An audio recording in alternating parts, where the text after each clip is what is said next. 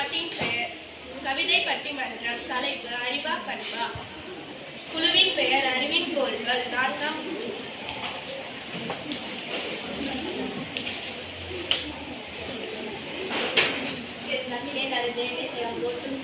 முத்தமிழ் சொல்லெடுத்து நத்தமிழ் பட்டிமன்றத்தின் நடுவராக நான் வந்துள்ளேன். வணக்கம்.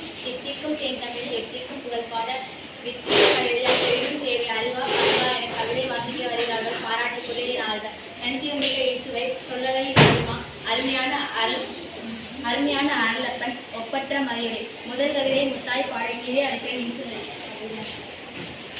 புவிகாக்கும் தமிழ் தாய்க்கும் கலையரங்க தலைமைக்கும் ஆண்டோருக்கும் சான்றோருக்கும் அறிவுதான் முன்னேற்றத்தின் ஆணிகள் என்றே அழைத்து கூற வந்துள்ளேன். அக்னி தந்த அப்துல் கலாம் அசத்தியதும் அறிவாலே அறிவாலே. அறிவின் திணை கொண்டே தாமஸ் ஆல்வா எடிசன் வாழ்கின்றார் அறிவாலே. அறிவுமிகு மனிதனாக ஐம்பீர் வைக்கின்றார் அத்தனையும் தம் கை என்று கூறி விடைபெறுகிறது. இன்சுவையின் கவிதை அறிவாயுதம். அடித்தோழியின் கவிதையுடன் கவிப்பாட வருகிறார் மதியம்.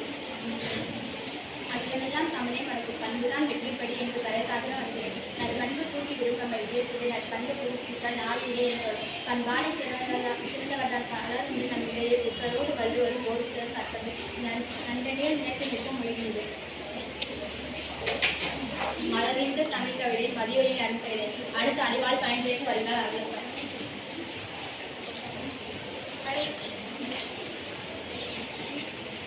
அறிவாற்றல் உள்ளவர் தான் ஆளுகின்ற நண்டத்தை வெறும் பண்பை வைத்துக் கொண்டு பெரும் பண்பல் போடலாமோ? நல்லவன் இருந்தால் நாடென்ன முன்னேறுமோ? பெரும் வள்ளுவன் பகுத்தன்றோ? அழகான இவ்வுலகு தூண் போன்ற அறிவை தான் வான்முகத்தை தொட்டிடுமே. பண்பின் பெருமிதத்தை பொழுதிலே அறிவார் சரிமா. பண்பிலால் பெற்ற செல்வம்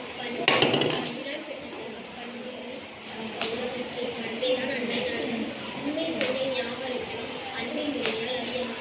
ஒரு கப்பும் எண்ணி தண்ணீர் தனவை அத்தனையும் எளியவர் அன்னை தரிசம் பெற்று தந்தார் உணவெனும் அப்பன்பை பூமிட்டு அந்த கருத்து. பெற்றோரும் சிறப்பாக நல்ல போட்டு கொண்ட நற்கவிதை வாசிப்பீர்கள். என்னுடைய தீர்ப்புக்கு இதே வருகிறேன்.